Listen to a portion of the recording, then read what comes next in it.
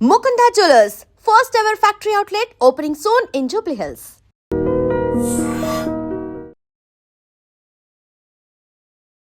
నమస్కారం, welcome to I dream. ధర్మ మార్గం విత్ విజిత కార్యక్రమానికి స్వాగతం.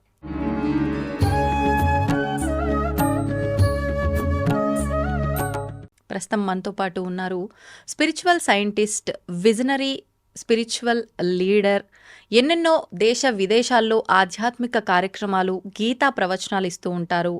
దేశ విదేశాల్లో ఉన్న వాళ్ళందరికీ కూడా ఆన్లైన్లో కూడా గీతా ప్రవచనాలు, గీతా క్లాసెస్ చెప్తూ ఉంటారు. వారే గౌరంగా దర్శన్ దాస్ ప్రభుజీ. ఇప్పుడు వారితో మాట్లాడి మరిన్ని విషయాలు తెలుసుకుందాం. మనకున్న సందేహాలన్నింటినీ కూడా నివృత్తి చేసుకునే ప్రయత్నం చేద్దాం. హరే కృష్ణ ప్రభుజీ. హరే కృష్ణ ప్రభుజీ, ప్రతి ఒక్కరం కూడా మంచిని చెడుని రెండింటినీ కూడా అనుభవిస్తూ ఉంటాం నిత్య జీవితంలో. అది చిన్న పిల్లలైనా పెద్దవాళ్ళైనా మంచిని చూస్తాం, చెడును చూస్తాం. అది మనం వ్యక్తిగతంగా అనుభవిస్తాం కూడా. కానీ ఎవరైనా కూడా మంచిని స్వీకరించడానికి సిద్ధంగా ఉంటారే తప్ప చెడుని మాత్రం ఎవ్వరూ యాక్సెప్ట్ చెయ్యము. కానీ రెండింటిని స్వీకరించాలనేది భగవంతుడు చెప్పిన విధానమేనా? నిజంగా రెండింటిని స్వీకరించాలా? స్వీకరిస్తేనే మన జీవితం బాగుంటుందా? దాని గురించి వివరించి. మంచినే స్వీకరించాలి, చెడుని స్వీకరించకూడదు. కానీ మీరు చెప్పిన మాట నుంచి నాకు అర్థమైంది ఏంటంటే, కష్టం సుఖం, మంచి చెడు కాదు. మనం ఎప్పుడు మంచినే స్వీకరించాలి, మంచి మార్గాన్నే అవలంబించాలి, చెడ్డ మార్గానికి దూరంగా ఉండాలి, చెడ్డ అలవాట్లకు దూరంగా ఉండాలి, చెడ్డ వ్యక్తులకు దూరంగా ఉండాలి, చెడ్డ సహవాసాలకు దూరంగా ఉండాలి. మంచిని స్వీకరించాలి, చెడుని తిరస్కరించాలి. కానీ మీరు అన్న దాని ప్రకారం కష్టాలు సుఖాలు, సుఖాలనే స్వీకరించాలా, కష్టాలని స్వీకరించకూడదా? అంటే కష్టాలు కొని తెచ్చుకోవాల్సిన అవసరం లేదు, కానీ కష్టాలు వాటంతట వచ్చేస్తూ ఉంటాయి. అవును, వచ్చేస్తే స్వీకరించాల్సిందే, తప్పదు కదా. అంతే కదా. కష్టాలని అవాయిడ్ చేయడానికి వీలైనంత కష్టపడాలి. కష్టపడి కష్టాలను అవాయిడ్ చేయండి. కానీ మీరు ఎంత కష్టపడినా కూడా కొన్ని కష్టాలు వస్తూ ఉంటాయి, అవి పోవు. దాన్ని స్వీకరించాల్సిందే. ఇప్పుడు జలుబు వచ్చింది, జ్వరం వచ్చింది, డాక్టర్ దగ్గరికి వెళ్తారు, మందు వేసుకుంటారు, 2 రోజుల్లోనూ 3 రోజుల్లోనూ నయమవుతుంది. కానీ కొన్నిసార్లు డాక్టర్ దగ్గరికి వెళ్తారు, వాళ్ళు ఏదో టెస్టులు చేస్తారు, జీవితం అంతా ఈ బాధతో నువ్వు ఉండాల్సిందే, బతకాల్సిందే. ప్రతిరోజు శేష జీవితం ప్రతిరోజు ఈ టాబ్లెట్ వేసుకోవాల్సిందే అంటారు. అంతే, ఇక బతకాల్సిందే దాంతో. ఇప్పుడు మనకి 3 రకాల కష్టాలు ఉన్నాయండి: ఆధ్యాత్మిక, ఆది భౌతిక, ఆది దైవిక. ఆధ్యాత్మిక అంటే మన శరీరం వల్ల, మన యొక్క మనసు వల్ల వచ్చే కష్టాలు. ఆది భౌతిక అంటే ఇతర జీవరాశుల వల్ల వచ్చే కష్టాలు అనమాట. ఇప్పుడు కుక్కలు మరుగాయి అనుకోండి, కష్టం మనకి. ఎవరైనా ఇంటి వాళ్ళు, పక్కింటి వాళ్ళు, ఎదురింటి వాళ్ళు మనల్ని ఇబ్బంది పెట్టారనుకోండి, అదొక కష్టం. అంటే ఇతరుల వల్ల మనకు కలిగే కష్టాలని ఆది భౌతిక కష్టాలు అంటారు. ఇక మూడవది ఏమిటంటే ఆది దైవిక, అంటే దైవికంగా కలుగుతాయి అన్నమాట. ఇది ప్రకృతిలో వస్తాయి కదా, సునామీలు రావచ్చు, విపత్తులు, బాగా వడదెబ్బ తగలవచ్చు, ఎండ పెరిగిపోవచ్చు, చలి పెరిగిపోవచ్చు. అది మన చేతిలో లేదు. ఇప్పుడు అధిదైవిక క్లేశాలు అంటారు, వాటిని మనం స్వీకరించాల్సిందే. అంటే ప్రకృతి నియమాల ప్రకారం ఎండ పెరిగినా, చలి పెరిగినా, వాన పెరిగినా, కుంభవృష్టి కురిచినా, అతివృష్టి వచ్చినా, అనావృష్టి వచ్చినా తప్పదు, మనం స్వీకరించాల్సిందే. దానికి ఏం చేయలేం. కానీ మన చేతుల్లో ఉన్నంత వరకు కష్టాలని అధిగమించి కొని తెచ్చుకోకుండా మంచి మార్గాన్ని పాటిస్తూ సుఖాలని కోరుకోవడంలో తప్పులేదు. కానీ కష్టం వచ్చినా సుఖం వచ్చినా కూడా అది భగవంతుడి నిర్ణయం మేరకు మాత్రమే వచ్చింది అన్న విషయాన్ని మనం అర్థం చేసుకుని స్వీకరించాలి. కష్టాన్ని తొలగించుకోవడానికి ప్రయత్నించాలి. కానీ మీరు ఎంత మానవ ప్రయత్నం చేసినా కూడా ఇంకా కష్టం ఉంది అనుకోండి, ఏం చేస్తారు? ఇంకా అనుభవించాల్సిందే. అంతే. ఇప్పుడు ఇందాక మీరు అన్నట్లుగా మంచి వారితోటే స్నేహం చేయాలి, మంచి విషయాలే మాట్లాడాలి, మంచివారు ఉన్న దగ్గరే మనం ఉండాలి. పెద్దవాళ్ళు కూడా ఇదే చెప్తుంటారు ఎవరికైనా, పిల్లలకి. కానీ చెడువారితో స్నేహం చేసి మనం చెడుగా ఎందుకు మారాలి? చెడువారితో స్నేహం చేసి వారిని మంచిగా మార్చే ప్రయత్నం చేయటం ఉత్తమమేమో కదా. దాని గురించి ఏం చెప్తారు? మన యొక్క ప్రయత్నం ద్వారా ఇంకొకరి జీవితాన్ని పాజిటివ్గా ప్రభావితం చేయాలంటే ముందు మనం పాజిటివ్గా మారాలి. మనలో మంచి అలవాట్లు ఉంటే ఎదుటి వారికి మంచి అలవాట్లు నేర్పించగలుగుతాం. లేదంటే వారి చెడ్డ అలవాట్లకి మనం బానిసలం అయిపోతాం. వాస్తవం. ఇప్పుడు కబడ్డీ ఆడుతున్నారు అనుకోండి, ఈ ఆడేవాడు గట్టిగా ఉంటే హ్మ్. ఎదుటివాడు వెళ్ళి అవుట్ అవ్వకుండా వచ్చేస్తాడు అనమాట. వీక్గా ఉన్నాడు అనుకోండి అక్కడ వెళ్ళిపోతాడు, వీడే సరెండర్ అవుతారు. సరెండర్ అవుతారు. అవునా? అలాగే మన కబడ్డీ ఆడేవాళ్ళు వెళ్ళేవాళ్ళు కొంచెం వాళ్ళకి శక్తి కూడా చూసుకోవాలి. చూసుకోవాలి. అలాగే మనం మన సాధన చేసి మంచి మార్గాన్ని ధర్మ మార్గాన్ని ఆచరించి హ్మ్. ఎదుటి వారిని పాజిటివ్గా ఇన్ఫ్లుయెన్స్ చేయొచ్చు, వారికి 4 మాటలు మంచి మాటలు చెప్పొచ్చు. హ్మ్. కానీ మనలో అంత పరిపక్వత లేదనుకోండి, ఆహా. ఎదుటివారి చెడు ప్రవర్తన వల్ల మనం ఇన్ఫ్లుయెన్స్ అయ్యే అవకాశం ఉంది. ఓకే. చెడు దాని నుంచి తొందరగా మనం- అట్రాక్ట్ అవుతాము అంటూ ఉంటారు కదా, అవును. అలా. హ్మ్. ఇప్పుడు డాక్టరు పేషెంట్ ట్రీట్ చేయాలి, అవునా? గ్లోవ్స్ ఎందుకు వేసుకుంటాడు, మాస్క్ ఎందుకు పెట్టుకుంటాడు, యాప్రాన్ ఎందుకు వేసుకుంటాడు? ఆ ఇన్ఫెక్షన్ నాకు తగలకూడదని. జాగ్రత్త. మిమ్మల్ని మీరు కాపాడుకుని ఎదుటి వారికి సహాయం చేయండి. జన్మ సార్థక్ కరి కరో పరోపకార్. ముందుగా మన సాధన, మన యొక్క సత్ప్రవర్తన, మన యొక్క మంచి అలవాట్లు సరిగ్గా లేవనుకోండి, హ్మ్. ఇక అది మనకు సరిగ్గా లేకుండా మనం ఎదుటి వారికి ఏదో సహాయం చేద్దాం, ఉద్ధరిద్దాం ప్రపంచాన్ని అంటే కష్టం. అంతే. మనల్ని మనం ఉద్ధరించుకోవాలి, అప్పుడు ఎదుటివారిని ఉద్ధరిస్తాం. సంఘాత్ సంజాయితే కామ అన్నారు. అంటే సంఘం ద్వారా మన యొక్క కోరికలు, అలవాట్లు మనకు వస్తాయన్నమాట. ఏ సాంగత్యంనైతే మనం తీసుకుంటామో ఆ సాంగత్యం ద్వారా మనకి మంచి మంచి అలవాట్లు రావచ్చు, చెడ్డ అలవాట్లు కూడా రావచ్చు. నిజం నిజం. నేను చూశాను కొంతమంది కాలేజ్ సమయంలో స్టూడెంట్స్ హా. అంటే మంచి కుటుంబంలో జన్మించారు, హ్మ్. వాళ్ళ పేరెంట్స్ కొంచెం స్పిరిచువల్ ఇంక్లినేషన్స్ ఉన్నాయి, ఆధ్యాత్మిక ఇంక్లినేషన్స్ ఉన్నాయి వాళ్ళకి. కానీ హాస్టల్కి వచ్చారు, హ్మ్. చెడ్డ సాహసాలు చేశారు, అనవసరమైనటువంటి అలవాట్లన్నీ వాళ్ళు పెంచుకున్నారనమాట. ఓ. అంటే ఇంతకుముందు సత్వగుణ వాతావరణంలో పెరిగిన వీళ్ళు అవును. ఇప్పుడు ఆ సత్వగుణాన్ని కోల్పోయారు. ఎందుకు? రజోగుణంతో సాహసం చేశారు, తమో గుణంతో సాహసం చేశారు కాబట్టి. హ్మ్. కానీ వీరిలో ఉన్నటువంటి సత్వగుణం నిండుగా ఉందనుకోండి, గట్టిగా ఉందనుకోండి, చుట్టుపక్కల ఎంత రజోగుణం ఉన్నా, ఎంత తమో గుణం ఉన్నా హా. వాళ్ళు ప్రభావితులు కారనమాట. అవును. బేసికలీ మనలో పట్టుదల ఉండాలి, అంతే. మనలో పరిపక్వత ఉండాలి, మెచ్యూరిటీ. హ్మ్. మెచ్యూరిటీ మీకు అమెజాన్లో దొరకదు, మెచ్యూరిటీ మీకు ఫ్లిప్కార్ట్లో దొరకదు. హ్మ్. అది మన సాధన ద్వారా, సత్సాంగత్యం ద్వారా, శాస్త్ర అధ్యయనం ద్వారా మనం మెచ్యూరిటీని పెంపొందించుకోవాలి. అలా మెచ్యూర్గా ఉంటే ఏది మంచు, ఏది చెడు, ఏది తప్పు, ఏది ఒప్పు, ఏది బెనిఫిషియల్, ఏది హార్మ్ఫుల్ మనకు తెలుస్తుంది. అప్పుడు చెడ్డ సహవాసాల నుంచి మనం దూరంగా ఉండగలుగుతాం. హ్మ్. వారి దగ్గరికి వెళ్ళినా కూడా వారి చెడు మనల్ని అంటదు. మీరు అన్నట్టుగా శాస్త్ర అధ్యయనము, మనం చేసే సహవాసము, ఇవన్నీ అన్నారు. కొంతమంది చిన్న చిన్న పిల్లల దగ్గర నుంచే వాళ్ళు ఇంకా వెళ్ళి స్కూల్కి వెళ్ళే ఏజ్ కూడా ఉండని చిన్నపిల్లలు, అట్లాంటి వాళ్ళే ఎంతో జ్ఞానంతో ఉన్నట్టుగా, ఎన్నో మంచి మంచి విషయాలు మాట్లాడుతున్నట్టుగా కొన్ని సందర్భాల్లో కొంతమంది పిల్లల్ని చూసినప్పుడు వాళ్ళతో మాట్లాడినప్పుడు అనిపిస్తుంది, ప్రభుజీ అరే మనకు కూడా తెలియదే, ఇంత బాగా వీడికి ఎలా తెలిసింది అనే ఒక ఆశ్చర్యం కలగచేసే పిల్లలు కూడా ఉంటారు. ఇదంతా వాళ్ళకి అంత చిన్న వయసులో ఎలా వస్తుందంటారు? నేను ప్రతినిత్యం దీన్ని అనుభవిస్తూనే ఉన్నాను, అవునా? ప్రత్యక్షంగా చూస్తూనే ఉన్నాను. ఆ. ఇప్పుడు వారానికి 3 రోజులు హా. నేను పిల్లలకి క్లాసులు చెప్తాను, హ్మ్. మిగిలిన రోజులన్నీ పెద్దవాళ్ళకి చెప్తాను. హ్మ్. కానీ 3 క్లాసులు మాత్రం పిల్లలకు ఉంటాయి. ఒకటి ఆస్ట్రేలియా బ్యాచ్, ఓకే. వాళ్ళకి భాగవతం టేల్స్ చెప్తాను. ఒకటి అమెరికా బ్యాచ్, అది కూడా భాగవతం టేల్స్ ఆన్లైన్ అనమాట. ఇంకోటి తెలుగు కిడ్స్ సత్సంగ్ అని చాలామంది వస్తారు పిల్లలు. సో వాళ్ళందరూ ఇండియన్, వేరే కంట్రీస్ నుంచి కూడా వస్తుంటారు అనమాట. ఓకే. సో కనీసం వారానికి 3 గంటల పాటు నేను పిల్లలతో ఉంటాను, భాగవతం చెప్తూ, భగవద్గీత చెప్తూ, వాళ్ళకి శ్లోకాలు చెప్తూ. 5-6 ఏళ్ళ పిల్లలు, 8 ఏళ్ల పిల్లలు, 10 ఏళ్ల పిల్లలు ఎంత చక్కగా చెప్తారంటే పెద్దవాళ్ళు కూడా వాళ్ళ తల్లిదండ్రులకు కూడా ఆ శ్లోకాలు రావట్లేదు. అవును. వీళ్ళు విశ్లేషించినటువంటి పద్ధతి చూస్తే పెద్దవాళ్ళు కూడా ఆశ్చర్యం కలుగుతుంది. అవును. ఎందుకంటే భగవద్గీతలో 6వ అధ్యాయంలో శ్రీకృష్ణుడు అంటాడు, ఎవరైనా ఒక యోగ మార్గాన్ని, అంటే ఆధ్యాత్మిక మార్గాన్ని అవలంబించి చనిపోయే ముందు పెర్ఫెక్షన్ పొందలేదు అంటే ఆ యోగ మార్గాన్ని వాళ్ళు కంప్లీట్ చేయలేదు. వాళ్ళకి కృష్ణుడు ఒక అవకాశాన్ని కల్పిస్తాడు. ఏమిటది?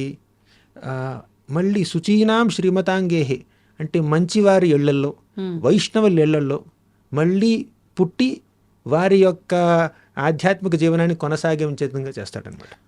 ఇప్పుడు భక్తి చేశారండి, భక్తి మార్గాన్ని ఆచరించారు, ఈ జన్మలో 50% చేశారు, అవునా?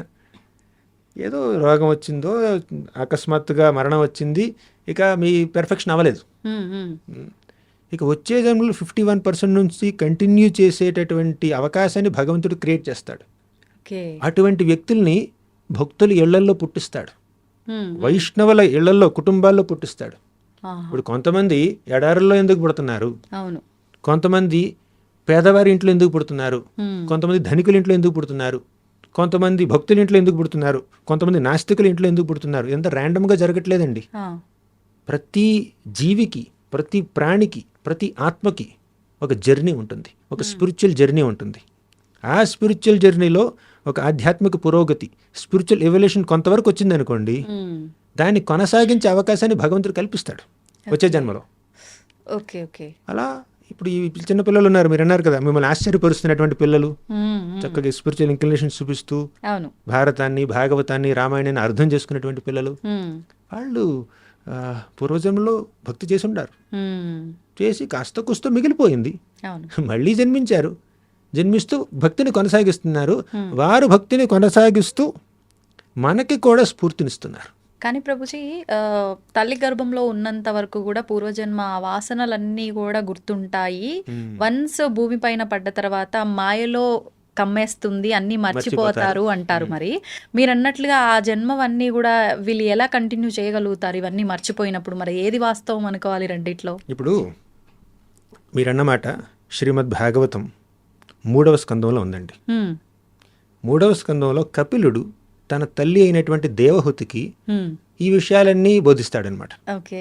తల్లి గర్భంలో 9 నెలలు ఉన్నటువంటి ఆ శిశువు అనుభవించేటటువంటి ఆ కష్టాలు, ఫిజికల్గా, మెంటల్గా, ఒక భక్తుడైనటువంటి అంటే భక్తి మార్గాన్ని కాస్త కూస్తో ఆచరించినటువంటి ఒక వ్యక్తి మళ్ళీ తల్లి గర్భంలోకి ప్రవేశించవలసి వస్తే, అంటే భక్తిలో పూర్తిగా పరిపక్వత పొందలేదు కాబట్టి మళ్ళీ తల్లి గర్భంలోకి ప్రవేశించాడు. ఓకే. అప్పుడు ఏమనుకుంటాడంటే అటువంటి వాడు, నేను గత జన్మలో నా యొక్క భక్తి మార్గాన్ని సరిగ్గా ఆచరించలేదు, ఇంకా మిగిలిపోయింది, మళ్ళీ తల్లి గర్భంలోకి వచ్చాను. 9 నెలల పాటు ఆ పసికందుని ఆ తల్లి గర్భంలో బంధించడం అంటే అది సామాన్యం కాదండి. మనల్ని ఎవరైనా ఒక గోన్లో మూట కట్టారనుకోండి, 9 నెలల పాటు అలాగే ఇచ్చారు, కదలడానికి మెదలడానికి అసలు లేదు, సమయం లేదు, అది ప్లేస్ లేదు, స్పేస్ లేదు, చాలా కష్టం అనమాట. అటువంటి కష్టమైనటువంటి పరిస్థితుల్లో ప్లస్ ఇంకోటి ఏంటంటే ఆ మలం మూత్రం చుట్టుపక్కల ఉంటుంది అనమాట తల్లి గర్భంలోనే. తల్లి కాస్త కొంచెం కారం తిందంటే పిల్లవాడికి ఒళ్ళు మండిపోతుంది, అవునా? అలా ఆ లోపల ఉన్నటువంటి బిడ్డ చాలా కష్టాలు అనుభవిస్తాడు 9 నెలలు. ఆ సమయంలో పూర్వజన్మలో చేసిన భక్తి కాస్త గుర్తొస్తే, అంటే భక్తుడు అయి ఉంటే, అప్పుడు ఆ సందర్భంలో ఆ వ్యక్తి భగవంతుడిని ధ్యానిస్తాడు. స్వామి, నేను నా భక్తి మార్గాన్ని సీరియస్గా తీసుకోకుండా మళ్ళీ ఇంకో తల్లి గర్భంలోకి ప్రవేశించవలసి వచ్చింది, కానీ ఈ జన్మలో మాత్రం అటువంటి పనులు చేయను. నేను ఈ జన్మలో మాత్రం నేను పూర్తిగా నీ పాదపద్మాలకే అంకిత భావంతో సేవ చేసేటటువంటి అవకాశాన్ని కల్పించు అని వేడుకుంటాడనమాట. ఆ సందర్భంలో అటువంటి వ్యక్తి ఇంకొక ప్రార్థన కూడా చేస్తాడు. ఏమిటంటే, స్వామి, నన్ను ఇక్కడే చంపేశాయి, తల్లి గర్భంలో పుట్టకముందే నా జీవనాన్ని ఇక్కడ ముగించేసాయి నువ్వు. ఎందుకంటే నువ్వు కనుక ఇక్కడ ముగించావంటే నేను ఇప్పుడు నిన్ను తలుచుకుంటున్నాను, నీ స్మరణలో ఉంటూ నేను మరణిస్తే నిన్ను చేరుకుంటాను. కానీ ఒకసారి తల్లి గర్భంలో నుంచి బయటికి వచ్చిన తర్వాత నిన్ను స్మరించుకుంటానో లేదో నాకు తెలీదు, అంతే. తర్వాత మాయ ప్రభావం చేత ఇంకేం జరుగుతుందో నాకు తెలీదు. కాబట్టి ఇప్పుడే నేను సరైన కాన్షియస్నెస్లో ఉన్నానని చెప్పి థ్యాంక్ యూ కూడా చెప్తాడు. ఒక పశ్చాత్తాపం ఉంటుంది, ఒక కృతజ్ఞతా భావం ఉంటుంది, ఒక పట్టుదల ఉంటుంది. ఇవన్నీ ఎటువంటి శిశువుకు ఉంటాయండి? పూర్వజన్మలో భక్తి మార్గాన్ని కాస్త కూస్తో ఆచరించినటువంటి వ్యక్తులకి అటువంటి పరిస్థితి ఉంటుంది. కానీ అలా ప్రతి ప్రాణి, తల్లి కడుపులోకి ప్రవేశించినటువంటి ప్రతి ప్రాణి అలా ఎప్పుడు భగవంతుని ప్రార్థించడండి. ఎందుకంటే చాలామంది ఎందుకు తల్లి కడుపులో ప్రవేశిస్తారు? కర్మ వల్ల, చేసిన పాపాల వల్ల, పాపాల వల్ల, పుణ్యాల వల్ల అలా ప్రవేశిస్తారు. అందరికీ అటువంటి చైతన్యం ఉండదు తల్లి కడుపులో ఉన్నప్పుడు. సరే, ఇప్పుడు తల్లి కడుపులో నుంచి బయటికి వచ్చిన తర్వాత అని మర్చిపోతారు అని అన్నారు, కరెక్టే. ఇప్పుడు ఒకటి, తల్లి కడుపులో ఉన్నప్పుడు ఎవరికి గుర్తుంటుంది? పూర్వజన్మ స్మృతులు కానీ, ఇంతకుముందు చేసినటువంటి భక్తి యొక్క ఇంప్రెషన్స్ కానీ. భక్తి చేస్తే గుర్తుంటుంది, చేయలేదనుకోండి, కేవలం కర్మ మాత్రమే చేశారు, అప్పుడు ఏం గుర్తుండదు. సాధారణ వ్యక్తులు అనమాట. 3 రకాల కర్మలు ఉన్నాయి: పాపకర్మ, పుణ్యకర్మ, భక్తి కర్మ. పాపకర్మ అంటే చేసే తప్పులు, పొరపాట్లు, అనవసరమైనటువంటి అలవాట్లు, అవన్నీ పాపకర్మలు. పుణ్యకర్మలు తెలిసిందే. ఇప్పుడు పాపకర్మ చేస్తే మనకి కష్టాలు కలుగుతాయి, అది నరకంలో కావచ్చు, వచ్చే జన్మలో కావచ్చు. పుణ్యకర్మ చేస్తే సుఖాలు, స్వర్గలోకంలో కావచ్చు, ఇక్కడే మంచి డబ్బు, పరపత్తి, పేరు, ప్రతిష్టలు, అదొక సుఖం. కానీ ఈ పాపం పుణ్యం రెండు భౌతికమే. కానీ భక్తి కర్మ అశాశ్వతం. కానీ భక్తి కర్మ ఉంటుంది చూడండి, అది శాశ్వతం. ఇప్పుడు పాపం చేస్తే కింద లోకాలకు వెళ్తారు, పాతాళానికి వెళ్ళొచ్చు. పుణ్యకర్మ చేస్తే పైలోకానికి వెళ్ళొచ్చు. కానీ పైలోకాలైనా కింద లోకాలైనా అవన్నీ ఈ భౌతిక ప్రపంచంలోనే ఉన్నాయి కదా. స్వర్గలోకానికి వెళ్ళినా కూడా పొద్దున గీతా ప్రవాహంలో చెప్తున్నాను నేను 9వ అధ్యాయంలో, తేతం భుక్త్వా స్వర్గలోకం విశాలం క్షీణే పుణ్యే మర్త్యలోకం విశంతి. అంటే పుణ్యం చేసి స్వర్గలోకానికి వెళ్ళినా ఆ పుణ్య ఫలితం క్షీణిస్తే మర్త్యలోకం విశంతి, మళ్ళీ భూమి మీదకి రావాల్సిందే. పుణ్య సంపద ఏదో యజ్ఞాలో, దానాలో, వ్రతాలో, తపస్సులో చేసి పుణ్యం సంపాదిస్తారు, స్వర్గలోకానికి వెళ్తారు. ఆ పుణ్యం ఎక్స్పైర్ అయిపోయిన తర్వాత, పూర్తిగా క్షీణించిపోయిన తర్వాత మళ్ళీ ఇక్కడికి రావాల్సిందే. పైకళ్ళం కిందకి రావడం సైకిల్, అంతే సైకిల్. ఈ జనన మరణ చక్రాలని, ఈ అప్ అండ్ డౌన్ సైకిల్ని ఆపాలి అంటే భక్తి మార్గాన్ని ఆచరించాలి, స్పిరిచువల్ యాక్టివిటీ చేయాలి, మెటీరియల్ యాక్టివిటీ కాదు. అది మెటీరియల్ యాక్టివిటీ గుడ్ అయినా బ్యాడ్ అయినా అది మెటీరియల్, అది భౌతికమే. కాబట్టి మనకి పాపకర్మలు పుణ్యకర్మలు కాదండి, భక్తి కర్మలు చేయాలి. అప్పుడు ఇక తల్లి కడుపు నుంచి బయటకు వచ్చిన తర్వాత మనం మంచి మార్గాన్ని ఆచరిస్తే, భక్తి కర్మలను చేస్తే అప్పుడు మళ్ళీ ఇంకో జన్మ లేకుండా ఉంటుంది. ఓకే. ఇప్పుడు భక్తి కర్మ అంటే మీరు అన్నట్లుగా ఏం చేస్తే అది భక్తి కర్మగా మారుతుంది? అంటే దానం, ధర్మం, సేవ ఇలాంటివి ఏం చేసినా అది పుణ్యం కింద మారుతుంది అని భావన. మరి పాపము అని అంటే ఎవరికి వారు చేసేది మంచి అనుకుని చేస్తూనే పాపం తెలియకుండానే చేసేస్తున్నారు. ఈ 2 రకాలుగా మాత్రమే తెలుసు. మరి భక్తి కర్మ అంటే మేము ఆచరించే దాంట్లోనే భగవంతుడి ఆలయానికి వెళ్ళామా, భగవంతుడి వ్రతాలు పూజల్లో పాల్గొన్నామా, ఇదే మాకు తెలిసిన భక్తి కర్మ. ఇదేనా, ఇంకేదైనా ఉందా? భక్తి కర్మ అంటే అది పుణ్యకర్మకి భిన్నం కాకుండా కూడా ఉండొచ్చు. మీరు అన్నారు దాన ధర్మాలు చేస్తే పుణ్యం కిందకు వస్తుంది, భక్తి కిందకు రాదని. మీరు చేసే దాన ధర్మాలు కూడా భక్తి భావనతో చేస్తే అది భక్తి కర్మల కింద మారచ్చు. అంటే ఏ రకంగా భక్తి భావన ప్రభుజీ? అంటే మనం ఏ కార్యక్రమం చేసినా కూడా లోపల ఒక మనస్తత్వం ఉంటుంది, లోపల ఒక కోరిక ఉంటుంది, ఒక కాన్షియస్నెస్, ఇంటెన్షన్, మోటివ్ ఉంటుంది, ఆశ ఉంటుంది అన్నమాట. ఏ భావనతో చేస్తున్నాం. ఫర్ ఎగ్జాంపుల్, ఒక వ్యక్తి దానం చేశాడండి, అవునా? కొంతమంది దానం చేసే వ్యక్తులు ఏమంటారు తెలుసా? దేవుడు ఈ దీనుల మీద దయ చూపించకపోతే నేను చూపించాను, నేనే దేవుడిని అనుకుంటాడు. దానం చేస్తున్నాడు, మంచి పని అది. కానీ ఏ భావనతో దానం చేస్తున్నాడండి? నేను దేవుడిని చేస్తున్నాడు, దేవుడు లేడని చూపిస్తున్నాడు, అంతే. నేను లేకపోతే వీళ్ళకి గతే లేదు అన్నట్టు చేస్తున్నాడు. కరెక్ట్. ఇంకొకరు ఏమంటారు? వాళ్ళు దానం చేస్తారు, ఎవరికైతే దానం చేస్తున్నారో వారిని రేపు వాడుకోవాలి వాళ్ళు. కరెక్ట్. మేము ఎలాగైనా కూడా నా పనులకి, నా స్వార్థపూరిత ఈ ప్రాజెక్టులకు కానీ దేనికైనా వీళ్ళని వినియోగించుకుని నేను లాభాలు పొందాలి, అలా ఎదుటివారి నుంచి ఆశిస్తూ దానం చేస్తారు. అది పుణ్యకర్మ కానే కాదండి, పాపకర్మ కింద కూడా రావచ్చు. అవునా? చేసేది మంచి పని, కానీ ఆ మంచి పనిని మంచి భావనతో చేయాలి. ఇప్పుడు మీరు చేసే ఆ దానం భక్తి ఎలా అవుతుందండి? వీరందరూ భగవంతుడి బిడ్డలు, నేను కూడా భగవంతుడి బిడ్డని. భగవంతుడి దయ వల్ల నాకు కాస్త కుస్త సంపద ఉంది, అన్నం ఉంది, నేను ఎంత తినగలనో దానికన్నా 2 ముద్దలు ఎక్కువ ఉంది నా దగ్గర అన్నం. కాబట్టి ఈ 2 ముద్దల్ని దానం చేద్దాం. వారు భగవంతుడి బిడ్డలే. కొన్నిసార్లు ఏంటంటే 2 ముద్దలు ఎక్కువ కాదు, నా ముద్దలో కూడా సగం తీసి వాళ్ళు దానం చేస్తారనమాట. వారిని, ఎదుటి వారిని భగవంతుడి బిడ్డలుగా భావించి, తమని తాము భగవంతుడి బిడ్డలుగా భావించి, నేను ఈ భగవంతుడి బిడ్డలకి సేవ చేస్తున్నా నా సేవాభావంతో, ఆధ్యాత్మిక భావనతో ఎదుటి వారిని భగవంతుడి బిడ్డలుగా గమనించి చేసేది అది భక్తి కార్యం అవుతుందండి. ఇప్పుడు మేము కూడా ప్రసాద వితరణ చేస్తాం, అది కేవలం ఫిలంథ్రఫీ లాగా కాదనమాట. అది భగవంతుడికి నైవేద్యం పెట్టినటువంటి ఆ ప్రసాదాన్ని, భగవంతుడి యొక్క ప్రసాదాన్ని అందరికీ పంచడం అంటే దేవుడికి వారిని దగ్గరగా తీసుకురావడం.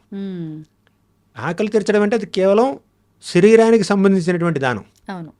కానీ భగవంతుడికి నివేదన చేసినటువంటి నైవేద్యాన్ని వాళ్ళకి పెట్టామనుకోండి, మీరు వారికి శారీరకంగా హెల్ప్ చేయట్లేదండి, అవును. ఆధ్యాత్మికంగా హెల్ప్ చేస్తున్నారు. ఓకే. ఓకే. మరి ఆత్మని భగవంతుడి దగ్గర తీసుకొస్తున్నారు. కాబట్టి చేసే ప్రతి పని, మీరు ఉద్యోగం చేస్తున్నారు, మీరు ఇంటర్వ్యూలు తీసుకుంటున్నారు, ఇది కూడా భక్తి కావచ్చండి. ఇది కేవలం వృత్తి కాదు, భక్తి కావచ్చు. ఏది మీరు భక్తి భావనతో చేస్తే, అంటే ఇప్పుడు దేవుడి గురించినటువంటి 4 మాటల్ని ఇతర వ్యక్తుల ద్వారా, ఈ ఛానల్ ద్వారా అందరికీ అందించడానికి ప్రయత్నిస్తే అది భక్తి ప్రచారం చేస్తున్నారు. మీరు వ్యక్తుల్ని సనాతన ధర్మం దగ్గరికి తీసుకొస్తున్నారు, అది భక్తి కార్యం అవుతుంది. అది పాపకార్యం కాదు, పుణ్యకార్యం కాదు. అవునా? సెల్ఫిష్నెస్ లేదు అదనమాట. అంటే నాలో స్వార్థం లేకుండా నేను భగవంతుడు నాతో చేయిస్తున్నాడు అనే భావనలో ఉన్నప్పుడు అది భక్తి కార్యం అవుతుందంటారా? మనం భగవంతుడి యొక్క ప్రతినిధిగా, సేవకులుగా మనల్ని మనం అనుకుని ఆయన యొక్క ఆశీస్సులతో మనం ఏ పని చేసినా, చేసే పని అంతా భగవంతుడి వల్లే జరుగుతుంది అనేటువంటి భావనతో చేస్తే చేసేది భక్తి కార్యం అవుతుందండి. ప్రతిదీ అంటే తింటున్నా ఏం చేసినా కూడా కృష్ణార్పణం అని ఎవరి ఇష్టదైవాన్ని వాళ్ళు తలుచుకొని అలా స్వామికి అర్పించి చేస్తే అది అవుతుందా ప్రభుజీ? ఇప్పుడు కోర్ స్పిరిచువల్ యాక్టివిటీస్ కొన్ని ఉన్నాయండి, భక్తి కార్యాలు. శ్రవణం, కీర్తనం, స్మరణం, పాదసేవనం. శ్రవణం అంటే భగవంతుడి గురించి వినాలి. కీర్తనం, ఆయన యొక్క నామాల్ని కీర్తించడం, సేవించడం, స్మరించడం, ఇవన్నీ కోర్ స్పిరిచువల్ యాక్టివిటీస్ అన్నమాట. ఇవన్నీ చేస్తే ఇదంతా ఆధ్యాత్మిక సాధన. ఇలా ఆధ్యాత్మిక సాధన చేస్తే మనం రోజువారీ చేసే కార్యక్రమాలు, డే టు డే యాక్టివిటీస్ కూడా అవి స్పిరిచువలైజ్ అయిపోతాయి. అంటే ఈ భావనతో ఈ ఛార్జింగ్ పెడుతున్నాం మనం, మన యొక్క ఆత్మలకి మనం స్పిరిచువల్ ఛార్జింగ్ పెడుతున్నాం. దానివల్ల ఏమిటంటే మనం చేసేటటువంటి రోజువారీ పనులు కూడా స్పిరిచువల్ యాక్టివిటీస్గా మారుతాయి. ఆ స్పిరిచువల్ కాన్షియస్నెస్తో చేస్తాం, ఆధ్యాత్మిక భావనతో చేస్తాం. మనం ముందరే మాట్లాడుకున్నట్టు ప్రభుజీ, మంచి చెడుని కాస్త మనం కష్టం సుఖంగా మాట్లాడుకున్నాం. ఈ కష్టం అనేది రావద్దు అనుకోవాలి, వస్తే మాత్రం అది మన వంతుకు వచ్చింది, మనం భరించాల్సిందే అని. కానీ అంటే ఎవరికి వారు కష్టం అనుభవిస్తున్నప్పుడు ప్రతి ఒక్కరూ అనుకునేది ఏంటి అంటే, నేను చాలా ఎక్కువ కష్టం అనుభవిస్తున్నా, ఈ కష్టం నేనంటే పడని వారికి కూడా రావద్దు స్వామి అని చెప్పి భావిస్తూ ఉంటాము. కానీ కుంతి మాత మాత్రం నాకు కష్టాలని ప్రసాదించు స్వామి కృష్ణ అని చెప్పి అడిగింది అని చెప్పి, ఎందుకని అలా అడిగింది అంటారు? విపదః సంతుతాః శశ్వత్ తత్ర తత్ర జగద్గురు భవతో దర్శనం యస్యాత పునర్భవ దర్శనం. ఈ శ్లోకం కన్నా ముందు ఇంకోటి చెప్పాలండి. విషాన్మహాగ్నేహ పురుషాద దర్శనాత్ అసత్సభాయా వనవాస కృచ్ఛ్రత మృధే మృధేనేక మహారథాస్త్రతో ద్రౌణ్యస్త్రతశ్చాస్మహరేభిరక్షితాః. ఒకసారి కృష్ణుడు కురుక్షేత్ర సంగ్రామం అయిపోయిన తరువాత ఆయన హస్తినాపురాన్ని విడిచిపెట్టి ద్వారకా నగరానికి వెళ్తున్నాడండి. అప్పుడు వెంటనే ఉత్తరామాత పరిగెత్తుకుంటూ వచ్చింది. ఉత్తర ఎవరు తెలుసా? అభిమన్యుడి భార్య, అర్జునుడి కోడలు. అవునా? అర్జునుడి శిష్యురాలు కూడా. అర్జునుడు డాన్స్ నేర్పించాడు విరాట్ పర్వంలో, విరాట్ మహారాజ్ కుమార్తె. సో ఉత్తర అభిమన్యుడి భార్య పరిగెత్తుకుంటూ వచ్చింది. అప్పుడు ఆవిడ గర్భిణీ స్త్రీ, గర్భవతి. అభిమన్యుడు చనిపోయాడండి, యుద్ధంలో చనిపోయాడు. దారుణంగా చంపేశారు ఈ దుర్యోధనుడు, కర్ణుడు, వీళ్ళందరూ కలిపి. కానీ ఇప్పుడు ఆవిడ పరిస్థితి ఏమిటంటే, అశ్వత్థామ పాండవుల యొక్క ఆఖరి వారసుడిని చంపడం కోసం ఒక బ్రహ్మాస్త్రాన్ని విడిచిపెడతాడు. ఇప్పుడు పాండవుల ఆఖరి వారసుడు ఎక్కడున్నాడు? ఉత్తర గర్భంలో ఉన్నాడు, పరీక్షిత్ మహారాజు. అంతకుముందే అశ్వత్థామ ద్రౌపది యొక్క 5 బిడ్డల్ని చంపేశాడండి. పొడుగు నిద్రపోతున్నటువంటి బిడ్డల్ని చంపేశాడు. రాక్షస ప్రవృత్తి. ఎందుకు? దుర్యోధనుడిని మెప్పించడం కోసం. సరే పాండవులు ఇప్పుడు గెలిచారు, కానీ పాండవులకు వారసులు ఉండకూడదు. నెక్స్ట్ వారసులు ఎవరు? ద్రౌపది యొక్క 5 బిడ్డలు, వాళ్ళందరినీ చంపేశాడు నిద్రపోతున్నప్పుడు. తర్వాత వారసుడు ఎవరు? మనవడు కదా, పరీక్షిత్ మహారాజు. ఉత్తర గర్భంలో ఉన్నాడు, అతను కూడా చంపేద్దామని చెప్పి బ్రహ్మాస్త్రాన్ని విడిచిపెట్టాడు. అప్పుడు ఉత్తర పరిగెత్తుకుంటూ వచ్చింది కృష్ణుడి దగ్గరికి. పాహి పాహి మహాయోగిన్ దేవదేవ జగత్పతే న అన్యం త్వదభయం పశ్యేత్ యత్ర మృత్యు పరస్పరం అనుకుంటూ పరిగెత్తుకుంటూ వచ్చింది. అప్పుడు కృష్ణుడు ఏం చేశాడంటే, అంగుష్ఠమాత్రం అమలం అంటే ఒక బొటను వేలు అంత సైజులో ఉత్తర గర్భంలోకి ప్రవేశించాడు.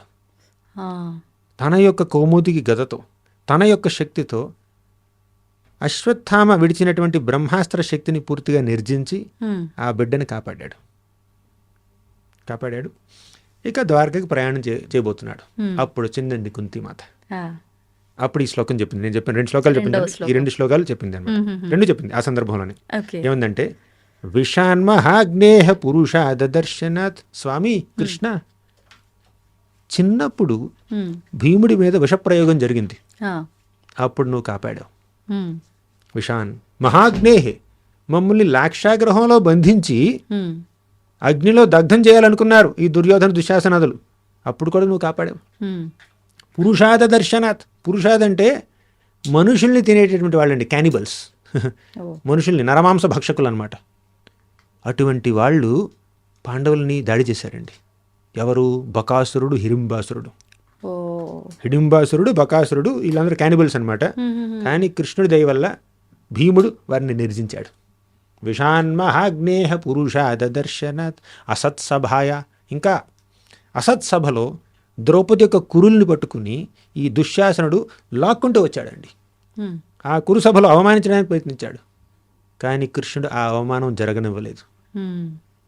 జరగనివ్వకుండా ఒక చీరగా మారి ద్రౌపదిని చుట్టుముట్టి దుశ్శాసనుడి 10,000 ఏనుగులు బలం ఉన్నటువంటి దుశ్శాసనుడిని పూర్తిగా హంబుల్ చేసేసాడు అనమాట కృష్ణుడు. అంటే చీర లాగలేకపోయాడు. అవునా? అలా ద్రౌపదిని రక్షించావు, భీముని రక్షించావు, మా అందరినీ రక్షించావు, రాక్షసుల నుంచి రక్షించావు, నరమాంస భక్షకుల నుంచి రక్షించావు. అంతేకాదు మృధే అనేక మహారథాస్త్రతం, అంటే ఎంతోమంది మహారథులు అర్జునుడి మీద ఎన్నెన్నో బాణాలు వేస్తున్నారండి. వాటి నుంచి కూడా కృష్ణుడు అర్జునుడిని రక్షించాడు, పాండవుల్ని రక్షించాడు. ఇప్పుడు ద్రౌణ్యస్త్రతశ్చాస్మహరేభిరక్షితా. ఇప్పుడు నువ్వేం చేశావు? ద్రౌణి అంటే ద్రోణాచార్యుడి యొక్క బిడ్డ. ఎవరు? అశ్వత్థామ. ఇప్పుడు అశ్వత్థామ బ్రహ్మాస్త్రాన్ని విడిచిపెట్టాడు పరీక్షిత్ మహారాజుని చంపడం కోసం, ఉత్తర గర్భంలో పెరుగుతున్నటువంటి ఆ శిశువుని చంపడం కోసం.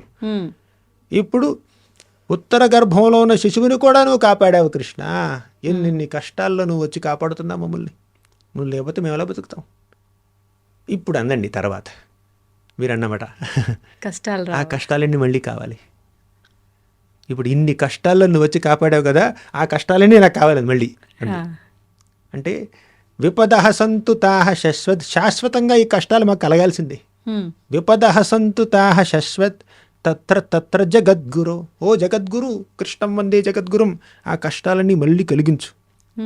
ఏమంటుందో తెలుసా అండి, మనం అసలు అది ఊహించుకోలేం కూడా.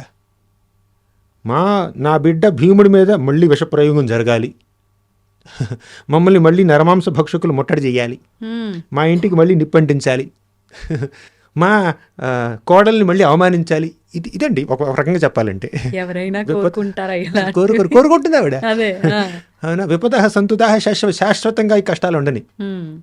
తత్ర జగద్గురు. ఎందుకు? కష్టాలంటే ఇష్టమా? మీకు చాక్లెట్ ఇష్టం, ఇంకెవరికి దోశలు ఇష్టం, ఇంకొంతమందికి ఇడ్లీలు ఇష్టం, ఇంకొంతమంది పిజ్జా ఇష్టం, కుంతి కష్టాలు ఇష్టం. అది కాదు ఇక్కడ మెసేజ్ ఏమిటంటే, భవతో దర్శనం యస్యాత్ పునర్భవ దర్శనం. మాకు ఎప్పుడైతే కష్టం కలిగిందో ఆ సందర్భంలో నువ్వు దర్శనం ఇచ్చావు మాకు. భవతో దర్శనం యస్యాత్, నీ యొక్క దర్శనం తీసుకుంటే అపునర్భవ దర్శనం. భవ అంటే ఈ భౌతిక జగత్తు. నిన్ను ఎవరైతే దర్శిస్తారో వాళ్ళు మళ్ళీ ఈ భౌతిక జగత్తుని దర్శించరు. ఇంకా మరొక జన్మ లేదు. ఇప్పుడు కష్టాల ద్వారా నిన్ను చూసే అవకాశం మాకు కలుగుతుంది అంటే కష్టాలు ఓకే మాకు. అంటే కష్టాలంటే ఇష్టమని కాదు అక్కడ విషయం. సుఖాల ద్వారా నువ్వు కనిపిస్తే ఓకే, కష్టాల ద్వారా కనిపిస్తే ఓకే, ఒడిదుడుకుల ద్వారా కనిపిస్తావు ఓకే, నువ్వు కనిపించాలి, మీ దర్శనం కావాలి నాకు. సో కుంతిమాతకి కృష్ణుడిని చూడడం అంటే ఇష్టం, ఆయన సమక్షంలో ఉండడం అంటే ఇష్టం. తర్వాత ఏముందో తెలుసా కుంతిమాత, కృష్ణుడు కురుక్షేత్ర సంగ్రామం అయిపోయింది, పాండవులు రాజులయ్యారు. ఇప్పటి వరకు కృష్ణుడు వారికి ఇచ్చినటువంటి సపోర్టు ఇంకా అవసరం లేదు, వాళ్ళు రాజులు కదా. ఇప్పుడంటే వనవాసం చేస్తున్నారు, చాలా ఒడిదుడుకుల్లో ఉన్నారు, కష్టాలు తీరిపోయినాయి. కృష్ణుడు ద్వారకకు వెళ్ళాడు మళ్ళీ. అప్పుడు పాండవులు, ద్రౌపది మాత, కుంతిమాత వీళ్ళందరూ ఏమనుకుంటున్నారంటే కష్టాలు ఉన్నప్పుడే బాగుండేది, కృష్ణుడు కనిపించేవాడు. ఇప్పుడు కష్టాలే లేవు, కృష్ణుడు కూడా కనిపించట్లేదు, కాబట్టి కష్టాలు మళ్ళీ వస్తే బాగుంటాయి అనుకుంటున్నారు అనమాట. అంటే భగవంతుడిని చూడడానికి వాళ్ళు అలా ఊళ్ళు ఊరుతారు. అంటే విశ్వాసం కూడా ఉంది ఆయన మీద వాళ్ళకి. కష్టం వచ్చింది అంటే కష్టానికి మళ్ళీ తోడుగా స్వామి ఉంటాడు మాతో అని. అవును, స్వామి కష్టాలు తీర్చడానికి తోడుగా ఉండడం కాదు అక్కడ విషయం. స్వామిని చూసి అదృష్టం కలుగుతుంది అంతే. ఆయన కష్టం తీర్చకపోని మాకు అది అవసరం లేదు, అంటే దాంతో మాకు we have no interest in it. ఇప్పుడు ఉత్తరామాత అండి అవును. వచ్చింది కృష్ణుడి దగ్గరికి. స్వామి నా బిడ్డని చంపడానికి అశ్వత్థామ బ్రహ్మాస్త్రాన్ని విడిచిపెట్టాడు ఉమ్, అని కాపాడమని వచ్చింది. కానీ ఉత్తరామాత అనుకోవచ్చు, నా భర్తని కాపాడలేదే ఈ కృష్ణుడు. ఉమ్, కురుక్షేత్ర సంగ్రామంలో కొద్ది రోజుల ముందు అవును. అభిమన్యుడి మీద దాడి జరిగితే అభిమన్యుడిని కాపాడలేదు కృష్ణుడు. అవును. నా భర్తని కాపాడనటువంటి ఈ కృష్ణుడు ఈరోజు నా బిడ్డను కాపాడుతాడా, వేరే దేవుడి దగ్గరికి వెళ్దాం అనుకోలేదండి. ఆ, నువ్వు కాపాడినా కాపాడకపోయినా, నువ్వు కష్టం కలిగించినా సుఖం కలిగించినా నువ్వే మా దిక్కు. అంతే. ఇదండి విశ్వాసం అంటే. విశ్వాసం అంటే కష్టాలు తీరుస్తాడు, కోరికలు తీరుస్తాడు అన్న విశ్వాసం కాదండి. ఉమ్, కష్టాలు తీర్చినా తీర్చకపోయినా, కోరికలు తీర్చినా తీర్చకపోయినా ఆయన మీద విశ్వాసం. ఆయన ఏం చేసినా నా మంచికి. తల్లి ఆలింగనం చేసుకున్నా బిడ్డ మీద ప్రేమే, ఉమ్, ఒక చెంపదబ్బిచ్చినా కూడా బిడ్డ మీద ప్రేమే. ప్రేమతోనే మందలిస్తుంది, ప్రేమతోనే ఆలింగనం చేసుకుంటుంది. తల్లి తల్లి. అలాగే తండ్రి తండ్రి, అంతే. భగవంతుడు. ఆయన కష్టాలు కలిగించవచ్చు, సుఖాలు కలిగించవచ్చు. ఉమ్, కానీ కష్టం సుఖంతో దేవుడికి భక్తులకి పెద్ద పట్టింపు లేదండి. అదే. వారికి కృష్ణుడితోనే పట్టింపు. అందుకే కృష్ణుడు అన్నాడు, ఎప్పుడైతే మనం కష్టాన్ని సుఖాన్ని ఒక రకంగా చూడగలుగుతామో అప్పుడే మనం ఆయన్ని చేరుకోవడానికి రెడీగా ఉన్నట్టు. ఉమ్, ఇక్కడ కష్టాలకి సుఖాలకి మనం ప్రభావితం అయిపోయాం అనుకోండి, అంటే మెటీరియల్ ప్లేన్లో వచ్చేటటువంటి హ్యాపీనెస్ డిస్ట్రెస్కి మనం గనక ఇన్ఫ్లుయెన్స్ అయ్యామనుకోండి, స్పిరిచువల్ ప్లేన్కి మనం రెడీ కాదన్నట్టు. ఉమ్, ఇప్పుడు కష్టం వచ్చినా సుఖం వచ్చినా దాన్ని ఒకే రకంగా చూడగలిగామనుకోండి, దానికి రెడీ. ఓకే. వచ్చిన కథ చెప్తాను. ఉమ్, చిన్నప్పుడు నేను 10th క్లాస్ ఎంత చదువుతున్నాను. ఓకే. మా పిన్ని కూతురు ఉంది, 5 ఏళ్ల పిల్ల. ఆహా. అప్పుడు మేము షాపింగ్కి వెళ్ళామన్నమాట. ఉమ్, ఉమ్, వెళ్తే అక్కడ ఒక మొబైల్ ఫోన్ చూసింది. ఉమ్, ఆ మొబైల్ ఫోన్ ఎలా అంటే ఒక కీ నొక్కితే 1 నొక్కితే ఓ పాట వస్తుంది. ఉమ్, పూర్తి పాట కాదు, జస్ట్ ఒక చిన్న క్లిప్పింగ్ అనమాట, పల్లవి. 2 నొక్కితే ఇంకో పాట, 3 నొక్కితే ఇంకో పాట, 4 నొక్కితే ఇంకో పాట, 5 నొక్కితే ఇంకో పాట, అలా పాటలు. అవునా? ఓకే. అప్పట్లో స్మార్ట్ ఫోన్స్ లేవండి, నోకియా ఫోన్ ఉండేది, కొత్తగా వచ్చింది అనమాట. నోకియా ఫోన్, అది బ్లాక్ అండ్ వైట్ అనమాట. ఉమ్, కానీ ఇది చాలా అట్రాక్టివ్గా ఉంది పిల్లకి. 50 రూపాయలు అప్పట్లో. ఓ, కావాలి కావాలంటుంది. మా పిన్నేమో కొన్న అంటుంది. అవునా? కానీ ఈ పిల్ల ఏడుస్తుంది, 5-6 ఏళ్ళ పిల్ల అంతే. ఏడుస్తుంది, నాకు కావాలి కావాలి అంటుంది. కానీ లేదు, నువ్వు నొక్కి నొక్కి అందరిని నిద్రపాడు చేస్తావు నువ్వు. 2 రోజులు ఫోన్ పాడు చేస్తావు, అవును. ఆ ఫోన్ బాగున్నంత వరకు మన నిద్రపాడు చేస్తావు. ఓకేనా? కాబట్టి నీకు అక్కర్లేదు పాడు చేయడం ఇక్కడ కామన్. కామన్. అలా అని చెప్పి శాంక్షన్ చేయలేదన్నమాట. ఆహా. చేయకుండా షాప్ నుంచి బయటకు వచ్చి ముందుకు వెళ్ళిపోతుంది. ఉమ్, ఈ పిల్లని నాకు విడిచిపెట్టారనమాట. నేను ఈ పిల్లని ఓదార్చాలి, ఉమ్, నా పని. రోడ్డు మీద ఇది ఒక భయంకరంగా సీన్ చేస్తుంది ఓ, ఈ పిల్ల. అవునా? నేను వెళ్ళి, నేను స్టూడెంట్ని, నా దగ్గర డబ్బులు ఏమిటి, నేను ఎలాగ ఏం చేయలేను. అవును. వెళ్ళి చెప్పాను, పిన్ని ఇచ్చేద్దాం ప్లీజ్, కొనేద్దాం అని అంటే సరే అని నా మొహం చూసి శాంక్షన్ చేసింది అనమాట మా పిన్ని. ఫోన్. మళ్ళీ షాప్కి వెళ్ళాం. ఆ, ఓకేనా? ఇప్పుడు కొంచెం కళ్ళు తుడుచుకుని ఇక స్టార్ట్ చేస్తుంది అనమాట. ఏం చేద్దాం? వాడు పెట్టాడు ముందుగా ఒక రెడ్ ఫోన్ పెట్టాడు, పింక్ ఫోన్ పెట్టాడు, ఎల్లో ఫోన్ పెట్టాడు, బ్లూ ఫోన్ పెట్టాడు, బ్లాక్ ఫోన్ పెట్టాడు, ఇవన్నీ ఫోన్లు పెట్టాడు అనమాట. ఇప్పుడు ఈ పిల్ల ఏం చేయాలో అర్థం కావట్లేదు. రెడ్ తీసుకోనా, బ్లూ తీసుకోనా, పింక్ తీసుకోనా? కానీ తల్లికి ఏమిటి, రెడ్ తీసుకున్నా, పింక్ తీసుకున్నా, బ్లూ తీసుకున్నా 50 రూపాయలు ఇవ్వాలి 50 రూపాయలు ఇవ్వాలి. వచ్చే పాటలు అవే. వచ్చే పాటలు అవి ఏదో ఒకటి. కానీ విషయం ఏంటంటే, ఇప్పుడు ఒక బ్లాక్ ఫోన్ తీసుకుంటే ఈ పిల్లకి కష్టం కలుగుతుంది, బాధ. ఉమ్, కానీ పింక్ ఫోన్ తీసుకుంటే ఆనందం కలుగుతుంది. అంటే ఫేవరెట్ కలర్ అయింది, తీసేసుకుంది అనమాట. ఓకే. ఓకే. ఇప్పుడు పింక్ నాకు కష్టాన్ని సుఖాన్ని కలిగిస్తుంది, ఈ బ్లాక్, బ్లూ, గ్రీన్ అవి నాకు ఇబ్బంది కలిగిస్తుంది, లేదంటే నాకు ఇష్టం లేదనమాట. ఉమ్, ఉమ్, కానీ తల్లి ముందేమందంటే ఒరిజినల్ ఫోన్ ఇచ్చింది, నోకియా ఫోన్ ఇచ్చింది. ఉమ్, ఇప్పుడు దీంతో వాడుకోవచ్చు, నువ్వు మీ తండ్రితో మాట్లాడవచ్చు, ఇది వాడుకుంటే లేదు, నాకు అదే కావాలంటుంది. ఓకేనా? కానీ ఇప్పుడు తల్లి శాంక్షన్ చేసేసిన తర్వాత ఉమ్, ఇప్పుడు ఈ పిల్ల ఏ ఫోన్ తీసుకుంటుంది, ఏ రంగు ఫోన్ తీసుకుంటుంది అనేది పిల్ల చాయిస్. అంతే. ఆ పిల్లకి ఒక ఫోన్ ఆనందాన్ని ఇవ్వచ్చు, ఇంకో ఫోను నిరుత్సాహాన్ని ఇవ్వచ్చు. కానీ తల్లికి 2 ఒకటే. అంతే. ఎందుకు? తల్లి మెచ్యూర్ కాబట్టి, తల్లి దగ్గర నిజమైన ఫోన్ ఉంది కాబట్టి. పిల్లకి మాత్రం బొమ్మ ఫోన్ కావాలి. ఉమ్, అలాగే భక్తిలో పరిపక్వత పొందిన వ్యక్తులు ఉంటారు చూడండి, వారి దగ్గర నిజమైన ఫోన్ ఉన్నట్టు అనమాట. దేవుడితో మాట్లాడుతున్నట్టు. భక్తి మార్గంలో లేని వాళ్ళు ఉంటారు చూడండి, వాళ్ళు నాకు ఈ కష్టం వద్దు, సుఖం కావాలి. కన్ఫ్యూజన్. ఇది ఆనందం, ఇది ఇది ఆనందం కాదు అని వాళ్ళు దీన్ని ద్వంద్వాలు అంటారండి. కష్టం, సుఖం, గెలుపు, ఓటమి, మంచి, చెడు అంత భౌతికమేనండి. అది పింక్ ఫోన్ అయినా ఎల్లో ఫోన్ అయినా అది ఫోన్ కాదు, బొమ్మది అంతే. ఇది నిజమైన ఫోన్. అలాగే కష్టమైన సుఖమైనా ఈ ప్రపంచంలో అది డబ్బు అయినా పేదరికమైనా లేక ధనం ఉన్నా కూడా అదంతా తాత్కాలికమే. కష్టం సుఖం ఈక్వల్. ఎలా ఈక్వల్? రెండు తాత్కాలికం కాబట్టి. కృష్ణుడు ఏమన్నాడు? దుఃఖాలయం అశాశ్వతం అన్నాడు. ఈ ప్రపంచమే దుఃఖాలయం, దుఃఖాలకి నెలకొలువు, అశాశ్వతం.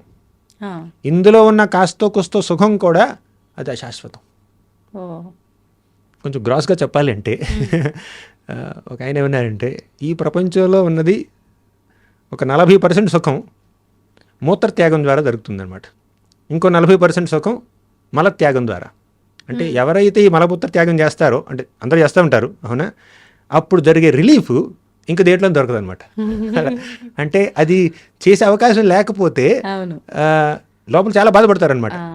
ఇప్పుడు అది ఎమర్జెన్సీలో ఉన్న వ్యక్తులకి మీరు కొత్త ఐఫోన్ తీసుకొచ్చి ఇచ్చినా, ఒక కొత్త నెక్లెస్ తీసుకొచ్చి ఇచ్చినా, లేదు ముందు నేను బాత్రూమ్కి వెళ్ళాలి, తర్వాత ఇవన్నీ అలా అంటారా? అలాగే ఈ ప్రపంచంలో పెద్ద సుఖం లేదండి. ఆ ఉన్న కాస్త కుస్త సుఖాలు కూడా చాలా తాత్కాలికమైనటువంటి సుఖాలు. కాబట్టి తాత్కాలిక సుఖాల కోసం ప్రాకులాడకుండా, తాత్కాలికంగా వచ్చే కష్టాలను చూసి మరీ ఓవర్వెల్మ్ అయిపోకుండా మీరు వాటిని తటస్థ వైఖరిలో ఎలా డీల్ చేయగలో అలా డీల్ చేయండి. మీ శాయశక్తిలా మీరు మానవ ప్రయత్నంతో దాన్ని డీల్ చేయండి. ఓకే, కానీ మీరు స్పిరిచువల్ యాక్టివిటీ మీద ధ్యాస పెట్టండి. ప్రభుజీ, కొంతమంది ఈ వివరణ వింటే ఇలా ఆలోచించే వారేమో వాళ్ళ తరఫున నేను అడుగుతున్నా. చెప్పండి. మరి ప్రతిదీ భగవంతుడి ఆటే, అవును, ఇవన్నీ శాశ్వతమైనవి కావు, తాత్కాలికమైనవి. అలాంటప్పుడు ఎందుకు ఇవన్నీ సృష్టించబడాడు? ప్రతి ఒక్కటి భగవంతుడి సృష్టి. మంచి, చెడు, కష్టం, సుఖం, ఈ ద్వంద్వ పదాలు ఏదైతే ఉన్నాయో, ఆ అనుభవాలు ఏదైతే ఉన్నాయో, ఏది కూడా ఆయన కనుసన్నల్లో జరగట్లేదు అని చెప్పలేం. అన్నీ ఆయన ఆజ్ఞతోటే జరుగుతున్నాయి, ఆయనే ఆడిస్తున్నాడు అనుకుంటున్నాం. మరి ఇవన్నీ అవసరం లేదు వీళ్ళకి, వీళ్ళు చేరుకోవాల్సింది ఇది, వీళ్ళతో చేపించాల్సింది ఇది అని ఆయనకు ఒక క్లారిటీ ఉన్నప్పుడు ఎందుకు ఈ double games? Correct. Double game ఆయన ఆడట్లేదండి, మనం ఆడుతున్నాం. ఎలా అంటే, ఒక చిన్న ఉదాహరణ. సూర్యుడు ఉదయిస్తున్నాడు, మీరు సూర్యుడిని చూస్తూ నిలబడ్డారు. ఏం కనిపిస్తుంది? కాంతి కనిపిస్తుంది. అవును. కానీ మీ వెనుకేముంది? పొడుగాటి నీడ ఉంది. అవునా?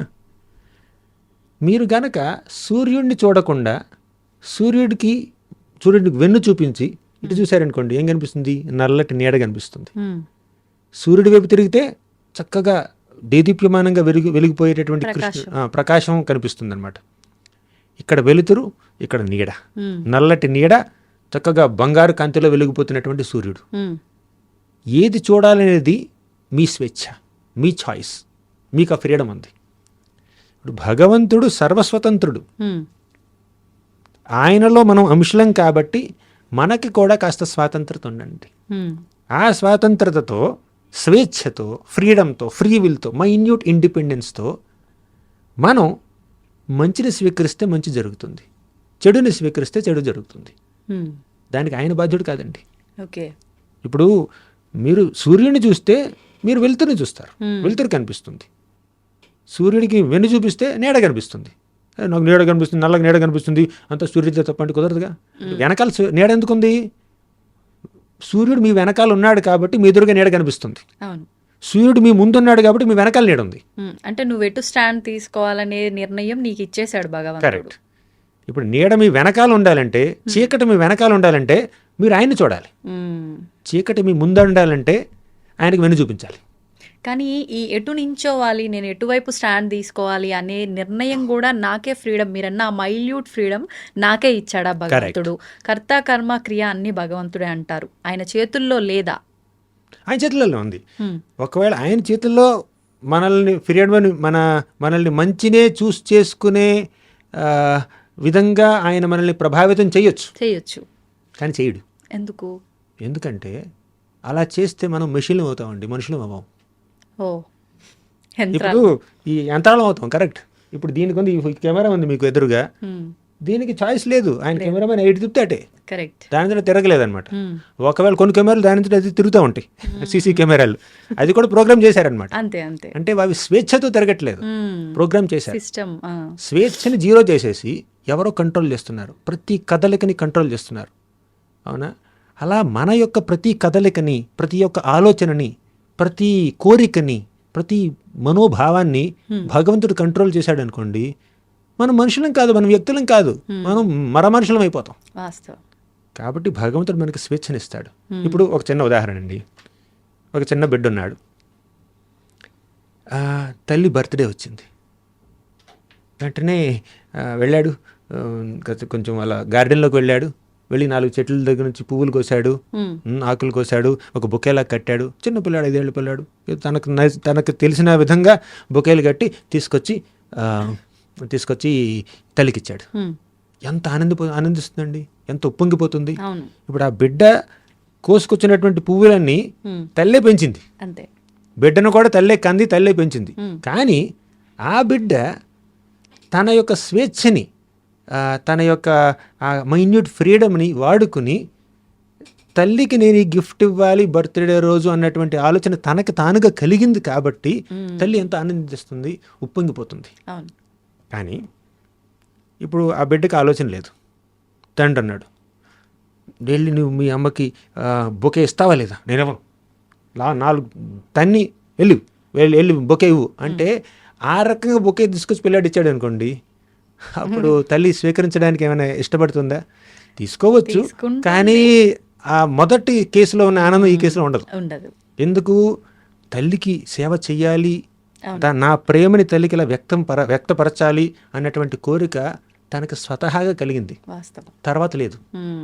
అలాగే మనం మంచి మార్గాన్ని పాటించాలి అన్నటువంటి కోరిక మనలో స్వతహాగా కలిగింది అనుకోండి, దేవుడు ఆనందిస్తాడు. అలా స్వతహాగా కలగకుండా మనల్ని ఫోర్స్ చేసి ఆ మార్గాన్ని పాటించే విధంగా చేశాడు అనుకోండి, ఇప్పుడు ఆ ఫోర్స్డ్ సర్వీస్లో ఆయనకి ఎటువంటి ఆనందం లేదు. ఇప్పుడు నాకు మంచినీళ్ళు కావాలంటే ప్రేమతో ఇచ్చాడు అనుకోండి, ఆయన నేను స్వీకరిస్తాను. బాటిల్ చేసి నా మొహన కొట్టాడు అనుకోండి, నాకు తాగాలనిపించదు. అలాగే భగవంతుడు ఫోర్స్ఫుల్గా ఎవరి దగ్గర నుంచి సేవని అందుకోడండి, మనకు స్వేచ్ఛనిస్తాడు. మంచి ఏదో చెడు ఏదో చెప్తాడు, చాయిస్ నీదే. నీకు ఫ్రీడమ్ ఉంది, నీకు ఫ్రీడమ్ ఇచ్చాను, మంచి ఏమిటి చెడు ఏమిటి నాలెడ్జ్ ఇచ్చాను, నాలెడ్జ్ అండ్ ఫ్రీడమ్ ఇస్తాడనమాట. ఆ ఫ్రీడమ్తో ఆ నాలెడ్జ్ని మనం వాడుకోవాలి. కానీ ఫ్రీడమ్ని మిస్యూజ్ చేసుకుని నాలెడ్జ్కి ఎగెయిన్స్ట్గా మనం వెళ్ళామనుకోండి, అదే ఇంకేం చేస్తాం మనం. ప్రభుజీ, ఈ స్వేచ్ఛ భగవంతుడి భక్తుడికి మధ్య ఉండే స్వేచ్ఛ చాలా బాగుంది. నిజంగా నీ లైఫ్ని ఒక మంచి మార్గంలో తీసుకెళ్ళి ఆయన్ని చేరుకోవడానికి ఒక మంచి అవకాశం. అది అలా భావించిన వాళ్ళు మీరు అన్నట్టు వెలుగుగా తీసుకుంటారు, అలా భావించిన వాళ్ళు చీకటిలోకి వెళ్ళిపోతారు. ఇది పక్కన పెడితే ఈ స్వేచ్ఛ పిల్లల విషయంలో, తల్లిదండ్రుల విషయంలో, ఈ సమాజం విషయంలో కొన్ని రకాలుగా స్వేచ్ఛ బాగుంది, కొన్ని రకాలుగా దుర్వినియోగం పాలైపోయి ఇబ్బందులకు గురిచేస్తుంది. ఏ రకంగా ఉండాలంటారు ఈ స్వేచ్ఛ ప్రస్తుతం? అందుకే మన శాస్త్రాల్లో కొన్ని నియమాలు ఉంటాయి. ఇప్పుడు కృష్ణుడు భగవద్గీతలు ఏమన్నాడండి, మొదట్లో మొత్తం కర్మయోగం చెప్పాడు, జ్ఞానయోగం చెప్పాడు, ధ్యానయోగం చెప్పాడు, తర్వాత భక్తి యోగం చెప్పాడు. ఇక భగవద్గీత అంతా చక్కగా చెప్పి చివరిలో ఏమన్నాడు, యథేచ్ఛసి తథాకురు అర్జున, నీకేం కావాలంటే అది చేయి అన్నాడు. స్వేచ్ఛనిచ్చేశాడు. కానీ స్వేచ్ఛ ఇచ్చే ముందు ఎంతో జ్ఞానాన్ని ఇచ్చాడు. యుక్తాహార విహారస్య యుక్త చేష్టస్య కర్మసు. ఆహారం తీసుకున్నామంటే ఒక నియమం ప్రకారం తీసుకో, ఏది పడితే అప్పుడు ఎప్పుడు పడితే అప్పుడు తినొద్దు. యుక్తాహార, యుక్తి వాడి ఆహారాన్ని స్వీకరించు. విహారస్య, రిక్రియేషన్, ఎంటర్టైన్మెంట్ కూడా ఇక రోజంతా ఎంటర్టైన్మెంట్ కాదు, దానికి కూడా ఒక రెగ్యులేషన్ ఉండాలి. యుక్త ఆహార విహారస్య యుక్త చేష్టస్య కర్మసు. పని కూడా ఇక వర్కహాలిక్స్ ఉంటారు కదా, 24 గంటలు పని చేస్తూనే ఉంటారు, అలా కాదు, ఒక రెగ్యులేషన్ ఉండాలి చెప్పాడు కృష్ణుడు. యుక్త ఆహార విహారస్య యుక్త చేష్టస్య కర్మసు యుక్త స్వప్నావబోధస్య. నిద్ర కూడా ఒక రెగ్యులేటెడ్గా ఉండాలి. నిద్ర తగ్గిపోయింది అనుకోండి ఫంక్షన్ చేయలేం. నిద్ర మరీ ఎక్కువైపోయింది అనుకోండి ఇక సోమర్తనం వస్తుంది, మొత్తానికే చేయలేం, అసలే చేయలేము. అలా ఒక రెగ్యులేషన్ ఉండాలి మనం చేసే పనిలో. ఇప్పుడు రెగ్యులేషన్ ఉండాలి అని చెప్పి కృష్ణుడు చెప్పాడు, జ్ఞానం ఇచ్చాడు. కానీ చివరిలో ఏమన్నాడు, యథేచ్ఛసి తథాకురు, నీ ఇష్టం. రెగ్యులేషన్ ఉంటే మంచిదని నేను చెప్తున్నాను, కానీ రెగ్యులేటెడ్గా నువ్వు ఉండనని నువ్వు అనుకుంటే నీ ఇష్టం, అది పద్ధతిలా ఉండాలి, తర్వాత ఏం చేస్తావో నీ ఇష్టం. అంతే. యథేచ్ఛ తథాకరు, ఆ స్వేచ్ఛనిచ్చాడు. అలాగే ఇప్పుడు తర్వాత ఏమన్నాడంటే అనుద్వేగకరం వాక్యం సత్యం ప్రియహితం చేయత్ స్వాధ్యాయాభ్యసనం చైవ వాంగ్మయం తప ఉచ్యతే అన్నాడు. అంటే ఎదుటివారికి ఉద్వేగం కలిగించకుండా మాట్లాడు, సత్యం చెప్పు, శాస్త్రాల్ని అధ్యయనం చెయ్యి, ఈ విధంగా నీ యొక్క వాక్శక్తిని వినియోగించన్నాడు. కానీ కొంతమంది వాక్శక్తిని ఇంకో రకంగా వినియోగించారనుకోండి, ఎదుటివారిని నిందించడానికో లేదంటే బాధించడానికో ఇంకేదో పిచ్చి పిచ్చి పనులు చేయడానికో చేశారనుకోండి, అది వారి యొక్క స్వేచ్ఛ. ఇప్పుడు స్వేచ్ఛనిచ్చాడు, జ్ఞానాన్ని కూడా ఇచ్చాడు. ఇప్పుడు తల్లిదండ్రులు పిల్లలు అంటున్నారు మీరు. పిల్లలకి తల్లిదండ్రులు జ్ఞానాన్ని ఇవ్వాలి, ఏది మంచి ఏది చెడు చెప్పాలి, ఆ జ్ఞానంతో పాటు స్వేచ్ఛనివ్వాలి. ఆ స్వేచ్ఛని వాళ్ళు దుర్వినియోగం చేసుకున్నారనుకోండి, అది వారి తప్పు అవుతుంది. కానీ స్వేచ్ఛ ఇచ్చే ముందు జ్ఞానం ఇవ్వలేదనుకోండి, ఇది వీరి తప్పు అవుతుంది, తల్లిదండ్రులు తప్పు అవుతుంది. కరెక్ట్. ఈ ప్రపంచంలో ఇప్పుడు చాలామంది తల్లిదండ్రులు, కనీసం కొంతమంది తల్లిదండ్రులు బిడ్డలకి స్వేచ్ఛనిస్తున్నారు, జ్ఞానాన్ని ఇవ్వట్లేదు. అవును. వారికి వాల్యూస్ ఏంటి, వర్చ్యూస్ ఏంటి, మోరల్స్ ఏంటి, ప్రిన్సిపల్స్ ఏంటి, ఎథిక్స్ ఏంటి అవి నేర్పించకుండా కేవలం చేతికి ఒక ఐఫోన్ ఇచ్చారనుకోండి, ఏమవుతుంది అంటే వారికి స్వేచ్ఛతో పాటు జ్ఞానాన్ని ఇవ్వాలి, ఏది మంచి ఏది చెడు చెప్పాలి. చాలామంది పిల్లలు ఉన్నారు, నేను చూస్తున్నాను, ప్రతిరోజు చూస్తున్నాను, చాలామంది పిల్లలు తల్లిదండ్రులు వారికి విలువలు ఇస్తున్నారు, ఆధ్యాత్మిక జ్ఞానాన్ని ఇస్తున్నారు, గుడికి తీసుకువెళ్తున్నారు, సంప్రదాయం అంటే చెప్తున్నారు, మనం ఇలా బట్టలు వేసుకోవాలి, ఇలా బొట్టు పెట్టుకోవాలి, లేదంటే ఇలా జపం చేయాలి, ఇలా శాస్త్రాలు చదవాలి, పెద్దవారికి ఇలా నమస్కరించాలి, ఇలా గౌరవించాలి, ఇలా తినాలి, ఇలా పడుకోవాలి, ఇలా వస్త్రధారణ ఉండాలి, వేషధారణ ఇలా ఉండాలి అని వాళ్ళకి మంచి మంచి విషయాలు చెప్తున్నారు. ఇన్ని చెప్పిన తర్వాత కూడా పిల్లలు విచ్చలవిడిగా ప్రవర్తిస్తే అది పిల్లలు తప్పవుతుంది. కానీ అసలు మంచిది చెడు చెప్పకుండా ఉంటే తల్లిదండ్రులు తప్పవుతుంది. అది ఇప్పుడు బిడ్డ ఉన్నాడు, ఎదురుగా తండ్రి సిగరెట్టు, ఇప్పుడు తల్లులు కూడా సిగరెట్లు కలుస్తున్నారు కొంతమంది, అవునా, కొంతమంది మద్యం సేవిస్తారు, ఇంకేదో. ఇప్పుడు చిన్నపిల్లలు ఉన్నారండి, వారు ఎవరింటికి పక్కింటి వాళ్ళు వెళ్ళారు తల్లిదండ్రులతో పాటు, తల్లిదండ్రులు వాళ్ళని చక్కగా పలకరిస్తారు, ఆప్యాయంగా పలకరిస్తారు, ఫ్రెండ్స్ లా ఉంటారు.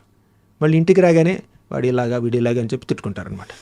ఇదంతా పిల్లలు చూస్తున్నారు, చిన్నపిల్లలు చూస్తారు. ఓహో, ఆంటీ అంకుల్ ఎదురుగా మనం నవ్వుతూ మాట్లాడాలి, వెనక్కి వచ్చి తిట్టచ్చు, అదే నేర్చుకుంటారు వాళ్ళు, అదే వాస్తవం అనుకుంటారు. ఇలాగే ఉండాలి. ఇది అంటే డిప్లొమసీ, ఆ డూప్లిసిటీ, ఆ హిపోక్రసీ వాళ్ళకి చిన్నప్పటి నుంచే అలవాటైపోతుంది తల్లిదండ్రులు చూసి. కరెక్ట్. అవునా? పిల్లల ముందే తల్లిదండ్రులు ఎదురు వాళ్ళతో బూతులు మాట్లాడారనుకోండి, పిచ్చి పిచ్చి మాటలు మాట్లాడారనుకోండి, అసభ్యంగా ప్రవర్తించారనుకోండి, అది చూసి పిల్లలు ఏం నేర్చుకుంటారండి? అంతే, అదే నేర్చుకుంటారు. అంటే బిడ్డల్ని కన్నప్పుడు వారిని విలువలతో ఒక పద్ధతిగా పెంచవలసినటువంటి బాధ్యత కూడా తల్లిదండ్రులు ఉంది. అంటే కృష్ణుడు అంటాడు భగవద్గీతలో, ధర్మావిరుద్ధో భూతేషు కామోస్మి భరతర్షభ. ధర్మ అవిరుద్ధో భూతేషు అంటే ధర్మానికి విరుద్ధం కానటువంటి కామాన్ని నేనే అన్నాడు కృష్ణుడు.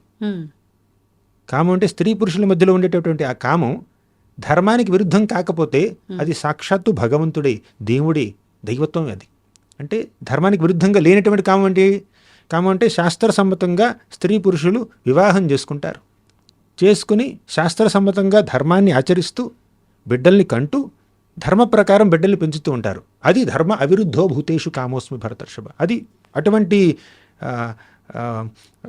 ఎగ్జాంపులరీ గృహస్థ జీవనం సాక్షాత్తు భగవంతుడే. ధన్యవాదాలు Prabhuji. Hare Krishna. And for more videos, please subscribe to iDream. Please subscribe to iDream. Please subscribe iDream. And please subscribe to iDream. For more videos, subscribe to iDream. please like, share and subscribe to the channel. Congratulations, iDream. Subscribe to iDream. Subscribe to iDream. So subscribe to iDream Media. iDream ki iDream team andarki huge congratulations. Please subscribe iDream Media. Please subscribe to iDream. Subscribe iDream. Please subscribe to iDream. iDream అంటే నా కళల ఛానల్ను subscribe చేసుకున్న నోరు తిరుగుతలేదు, మీరైతే గంట గుర్తు కొట్టు. For more such videos, please subscribe to iDream. Subscribe to iDream. Please subscribe to iDream. Please subscribe iDream Media. Please do subscribe to iDream. Please subscribe to iDream Media. For best entertainment and information, please subscribe I Dream. And don't forget to subscribe to iDream.